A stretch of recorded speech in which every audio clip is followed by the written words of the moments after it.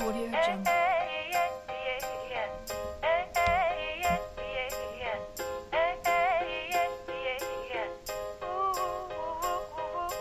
Audio Jungle.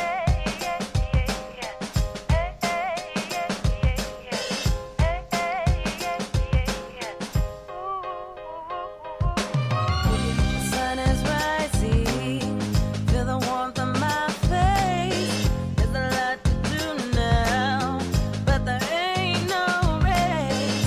I sip my coffee, I'm feeling fine. No need to work yet, I'm gonna take my time. It's a brand new day, gotta take it on my way. Gotta take it on my way. It's a brand new day. Gotta take it on my way. Gotta take it on my way. Good evening. Welcome to WSBI, your Resource for Success podcast program, where you get to meet inspiring women-owned businesses from across the country. My name is Kimberly McLemore, and I am your host. With us we have Lakeisha Singletary, the digital profit strategist, founder of Elevate Digital Media, Inc. All right. Hello, everyone. Hello. Welcome, Lakeisha. How are you? I am doing awesome. How are you? I'm doing great. It's such a pleasure to have this opportunity to interview you all the way from Beverly Hills, California, correct? Yes, we're out. Well, we actually moved our locations. We're now in Los Angeles off of Wilshire Boulevard. Oh, okay. So you're in LA. Yes. Cool.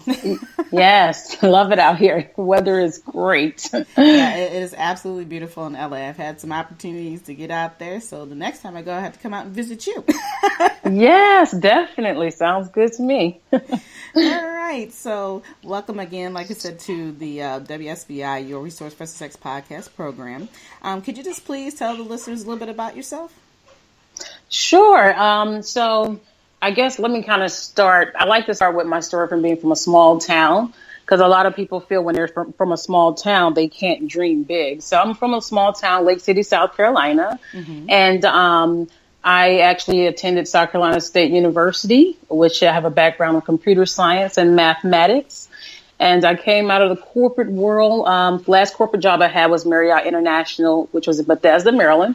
Because I moved from Lake City, South Carolina, out to Washington, D.C. Okay. And I lived in the DMV area for about 10 years, actually, and moved out here to L.A. and just literally woke up one morning when I was in D.C. and we were like, hey, the hubby and I was like, hey, let's move to California. And I said, yeah, let's do it. And then about a couple of months later, we were out here in California, never visited, didn't know anyone, one bag apiece, left the house and everything. Moved out here to LA. Yes, I did. Wow. Our two children, and I was expecting a new baby at the time. And I just we literally up and left, and we came out here, and I started doing freelance in the first couple of years. And then about a year and a half ago now, we started Elevate Digital Media Incorporated. And that's pretty much what we've been doing since. And it's a digital technology agency. And we basically develop mobile apps and we develop websites as well as online marketing solutions for clients. Okay. All right. Before we dive into more of the business aspect, I just am still sitting here listening to what you just said about the fact that you just one day decided that, hey, as a family, we're going to pack up everything. I'm expecting it doesn't matter. We are out of here. I mean, as you know, we are here. I'm here in the Washington, D.C. metro area as well. And I'm just like, okay, that's a complete difference between California and DC. And so you guys just Yes. point your finger at the map and say, this is where we're going. I mean, because that is a really, incredible story. Kimberly, the thing is about me, I'm the one in my family that literally, when people say jump out on faith, I am that person. Mm-hmm. I left Lake City. And literally one night I was in Walmart with my mom and I said, hey, I'm going to go back to DC with Brenda because my cousin, she was visiting. Mm-hmm. And she was like, did you tell her yet? I was like, no. And it was 10 o'clock p.m. So I got home. I said, hey, can I go back to DC with you? She was like, well, yeah, I'm leaving at 6:30 tomorrow morning. The next morning, I grabbed my a trash bag because I was so young. Right. I grabbed the trash bag and just threw some summer clothes in there, not realizing it was colder in D.C. than it was in South Carolina at the time. But I threw my summer clothes in a black trash bag the next morning, and I was like literally in D.C. So for me, that jump, it was just, I don't know. I'm just so used to doing that. Like I'll pick up and probably move to China next. You never know. Right. But my it's definitely a huge difference than DC. DC to me was more corporate here. Is more. It seems like no one actually has a job. Everyone kind of works for themselves. Okay. That's what it appears to be. But so yeah, the difference is definitely there's a difference. But I love it. The weather, no snow. Like in DC, I don't miss shoveling snow. Right. But yeah, I love the atmosphere here. And I love the energy here as well. And so things has really taken off, and you'll be surprised. But the people I had my business pretty much on the side I've been doing websites on the side for a while in DC, but I really wasn't getting clients like that. And I was, more so I was into my career at the time too. But it's like once I moved out here, the people I didn't meet in DC, I started meeting everyone from the DC area and started getting clients. And then, things just kind of started trickling and rolling in.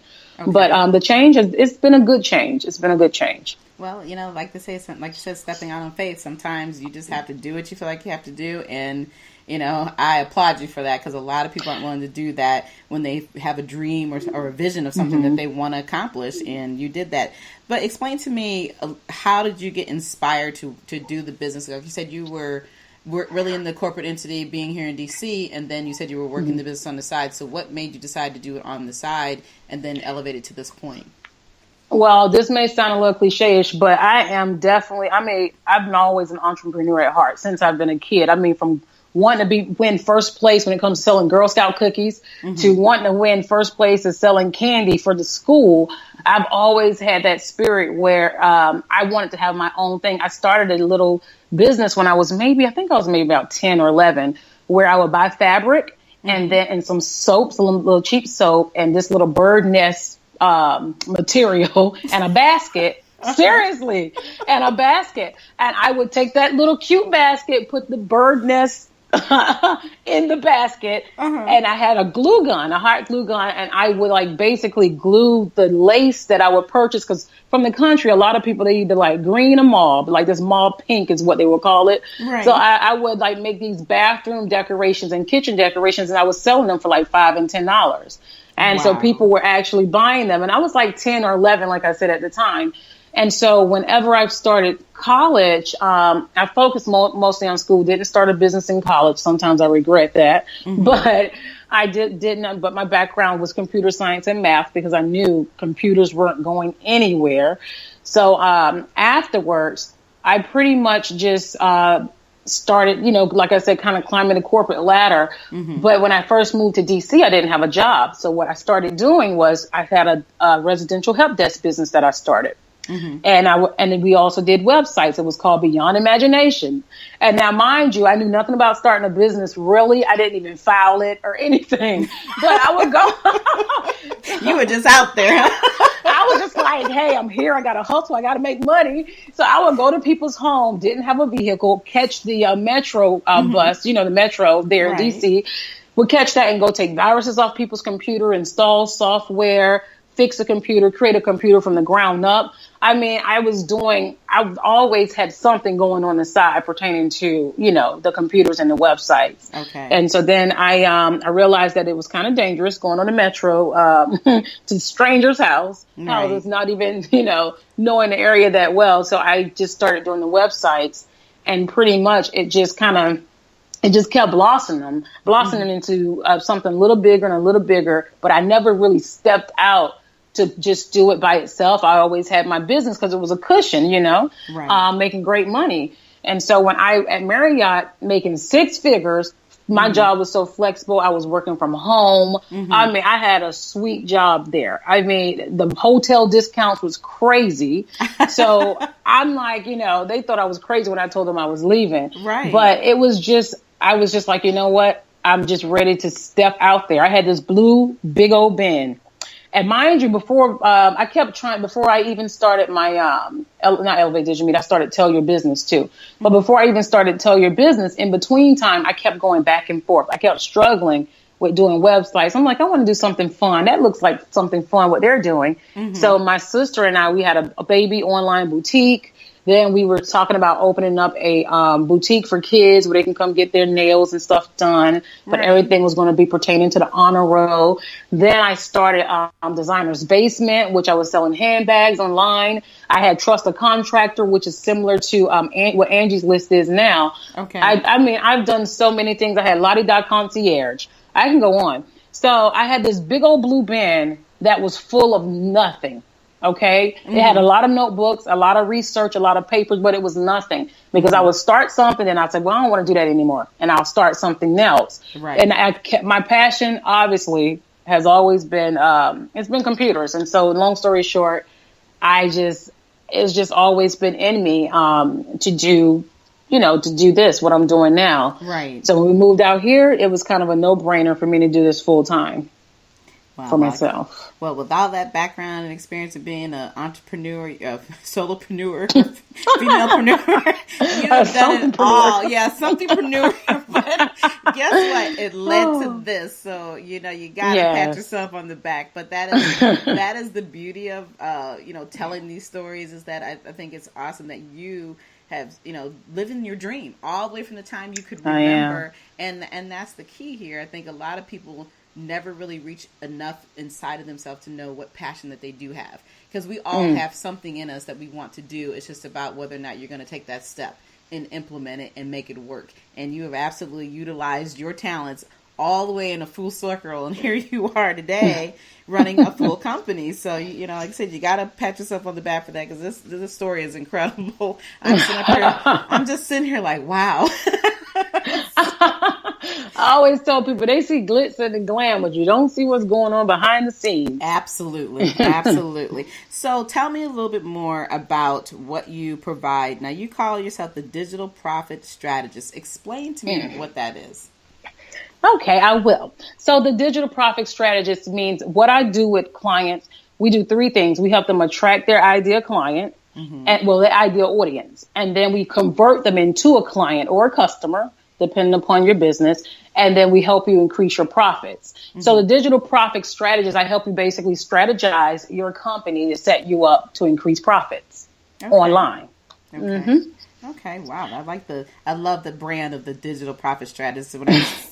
When I seen your picture, it was like, oh, that's interesting. It just really stood out, and it made me want to learn more about who you were. Okay. And as I was kind of doing some research, I wanted to understand, what is POWER? What does the abbreviation stand for? Oh, POWER. Yes. So POWER is a system that I've been working on since 2015, end of 2015. Okay. I introduced it to the world. I had an interview I did, actually, a feature in Huffington Post back in February. Yes. And that was the first time that I introduced POWER, and I still was kind of doing some tweaks to it. But it's an acronym that stands for basically the P, position your brand online. And I'll kind of dive into that. But the O is to optimize your online presence. Mm-hmm. The W, watch your analytics. The E stands for engage with your audience. And the R is reevaluate your process. Mm-hmm. And so POWER is that system. If you are a small business that has been if you're overwhelmed with, going to Google and doing all these searches and you just don't know where to start, what comes first or what comes second, then POWER is for that type of small business. So I have Elevate Digital Media Incorporated, and that is more so people that pretty much already have like a marketing budget. Mm-hmm. We are also a government contractor. So with POWER, what I've done, I created Lakeisha Speaks, which is my personal brand. Mm-hmm. And with Lakeisha Speaks, I'm doing what I do with Elevate Digital Media, but I'm more so teaching you from the ground where to start, at least from the ground up. So you can then hire Elevate Digital Media to do the work for you once you get to that point. Okay. And so POWER just pretty much breaks it down and helps you, get started. A lot of people, when they come online, the first thing they'll do is like, let me get a logo. I'm going to get a website and, and I'm ready. And let me get my social media platforms. But they don't think about their audience? Who are you even promoting to? And sometimes they are confused. They don't even know how to break it down. They think they know, but I'm like, okay, explain to me your persona. What type of books are they reading? Where do they shop? Where do they go online? They can't, how much do they make? Are they male or female? How old are they? Right. Do they have a house? Do they have kids? And we really get very detailed with that because it's important, especially when you start running ads like Facebook and Google ads. Right. You don't want to waste your money. So if you don't know that, you don't even know who you're speaking to on your website. You don't even know how to talk to your client because you don't even know who you're targeting. So with Power, the positioning your brand part, that's what we help them do. Position their brand even before you get online. And also you want to have a funnel in place.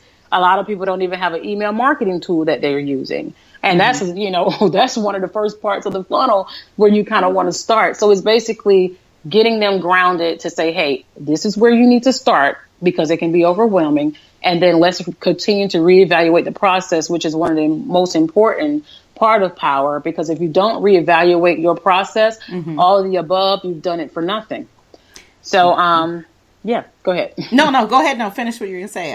I was just going to say as far as the O, just so people can kind of be clear, with optimizing your online presence, basically we're talking about search engine optimization, which are like your keywords, Google keyword planner, and those sorts of things. With W, watch your analytics. That's your Google Analytics, where you're watching your numbers, you're watching your bounce rates. Are people just coming in on one page and leaving off the others? Because if your bounce rate is close to 100, that is not good. You want people to dive deeper. And I show you how to make people dive deeper in your site without just leaving and just going to somewhere else. And then the E, engaging your audience. Of course, that's your Facebook Live, all your social media platforms that you're on, teaching you how to engage with them, teaching you about the importance of blogging and how to respond back to your audience. We go into lead generation a little deeper here as well. And then again, get to the reevaluate your process part. So that is pretty much what Power is. Wow. And that's, now that you mentioned that, that's exactly what your Huffington Post article was portraying, the 5 steps, correct? Exactly. Yeah. Okay. Exactly. Okay. Yeah, I thought that was really interesting. And I was sending her like, okay, yeah, those are some of the things that I could probably use some added benefit and learn some more about, because when you're in business and you're working for yourself, you're constantly trying to learn. You're constantly trying to run. So as a solopreneur, you're trying to think of everything you need to do. And even though you may have a small team behind you, you can't wear them out and have them try to do everything because their mindset is only going to be particularly on what you're asking them to do. So I really like that. Yeah, I definitely like that, what that stands for and how you evaluate and understanding what marketing truly is, because that's a very important piece of trying to, be a business person. So, wow, that's excellent. Another quick question. So talk a little bit about some of the challenges. You said you've only been doing the business full-time now for about 1.5 years since you've been there in California. Talk about your challenges. Oh my goodness. One challenge I will say was, you got to be careful who your clients are. Choose your clients wisely. I know we're in business to make money, but I don't take a client unless we are both a good fit for each other. Okay. And I say that because from experience. So an incident that happened, before I even go into it, one thing, make sure you have a lawyer look over your contract. Because we think that we can do everything like I did. And I had my contract. I was sending out a proposal to a client and everything was awesome until it wasn't. So, and I had a client who, long story short, we were doing great. I'd sent her over what we built out her image of her homepage, and she like literally texted me and was like, oh my gosh, I just saw it. I see my brand. I love you. Praises. And we had a meeting at 11 o'clock that day. So, she said, oh, my partner, I can't wait till my partner see it. Skirt. Wait a minute. You didn't tell me about a partner. I've been working with you for about, we were going back and forth talking for about 2 months. And then she decided to go with Elevate Digital Media.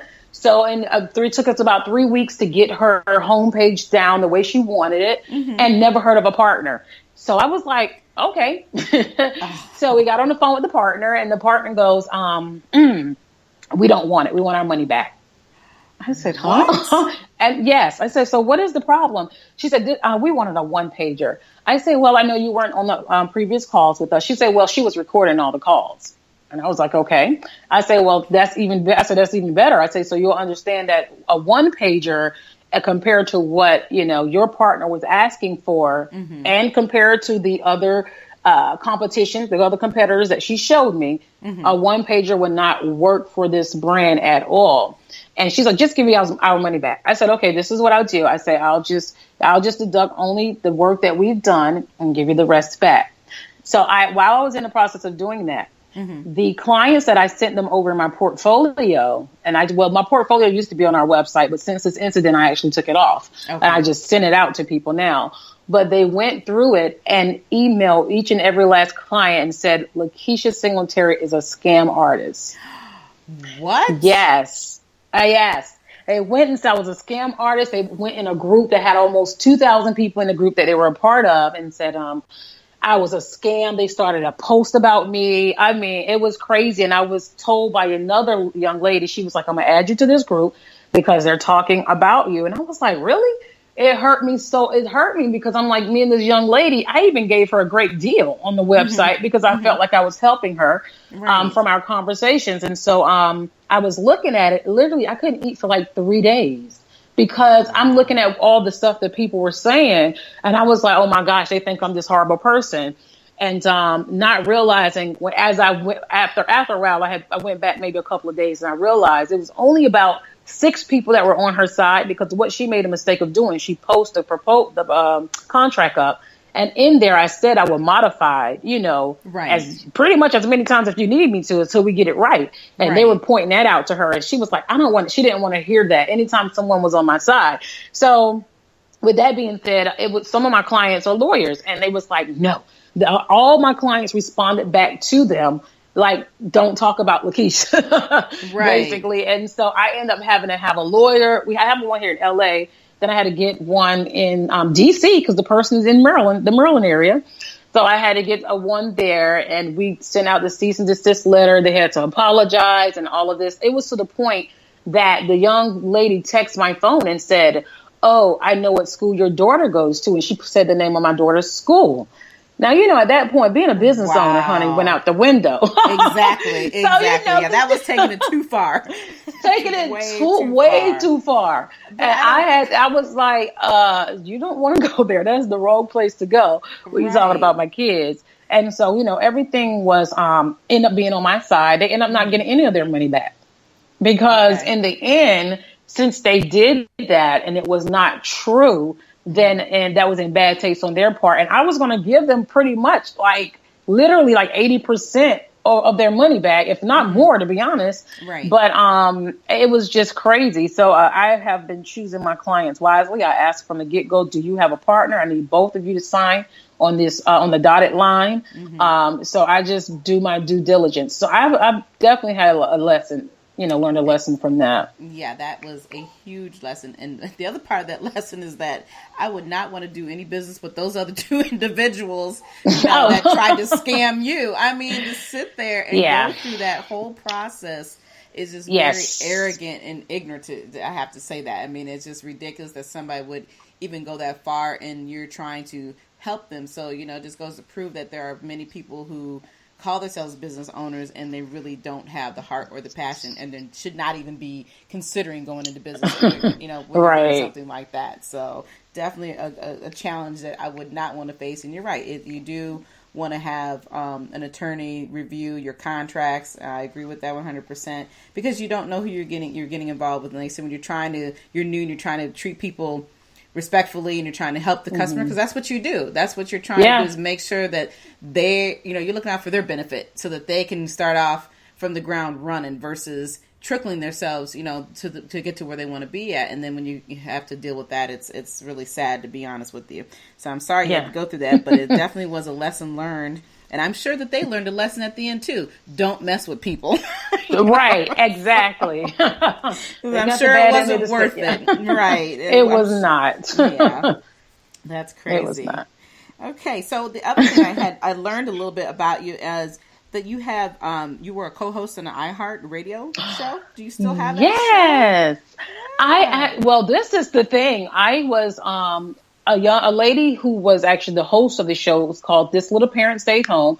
About 2 million listeners. Mm-hmm. She was looking for a co-host, and so she was like, she wanted people to submit videos to show different personalities. And a friend of mine on Facebook, tagged me because I wasn't her friend. The lady, the host friend, Right. I wasn't her friend on Facebook. So they tagged me, and I was like, what is this? And I'm looking like, I've never done radio in my life, So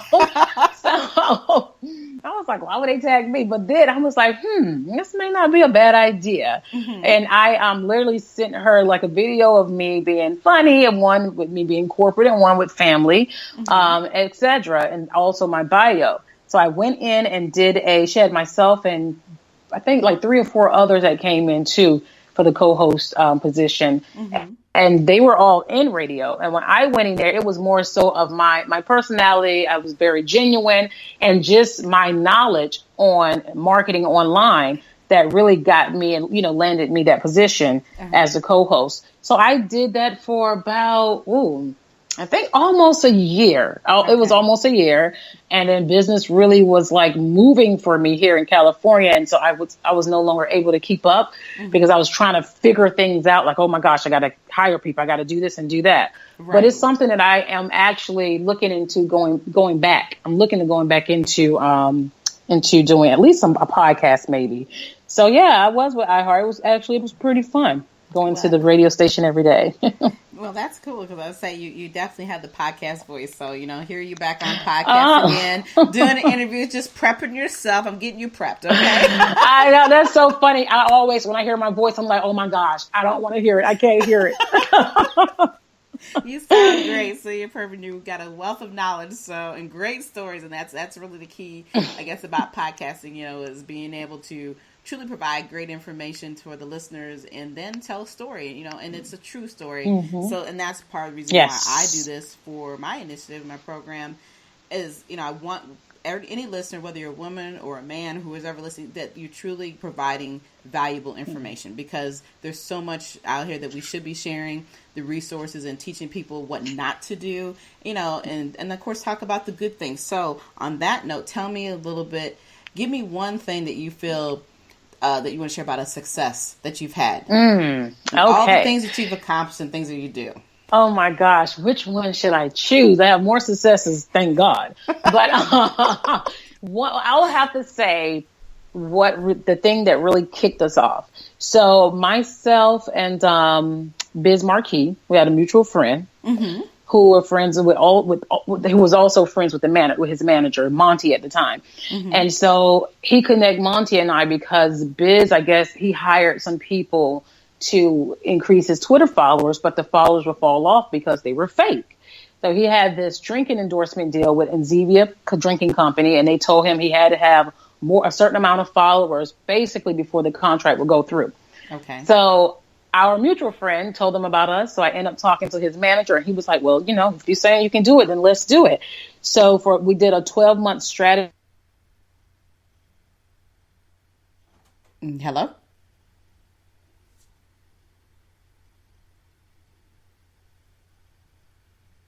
Lakeisha, I think we just lost you for a few minutes here. We're going to have to try to hold off here and see if we can get you back on. Lakeisha?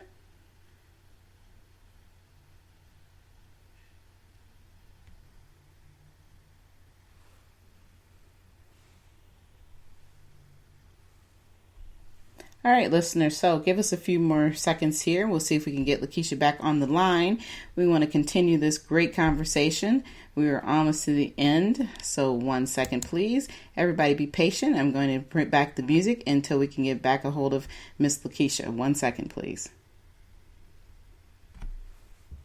Their songs inspire me to sing a sweet melody. How do they do it? Not a care and suffering. Wanna step into their world. Who holds the key? It's a brand new day. Gotta take it on my way. Gotta take it on my way.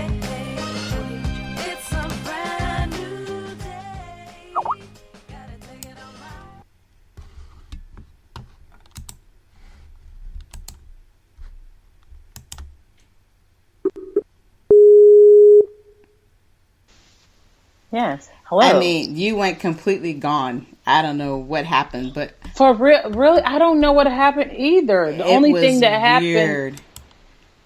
Oh, well, I wonder, was it this Amber Alert popped up on my phone?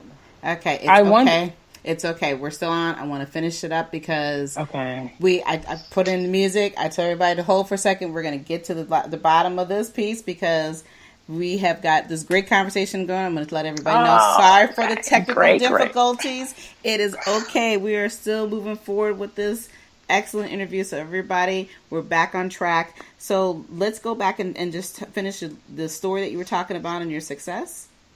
Oh, yes, definitely. I was talking about Biz Marquis. So I was just saying how the fact of us being able to get him from 35,000 Twitter followers to over 355,000 followers definitely is one of our successes because he was one of our first big clients.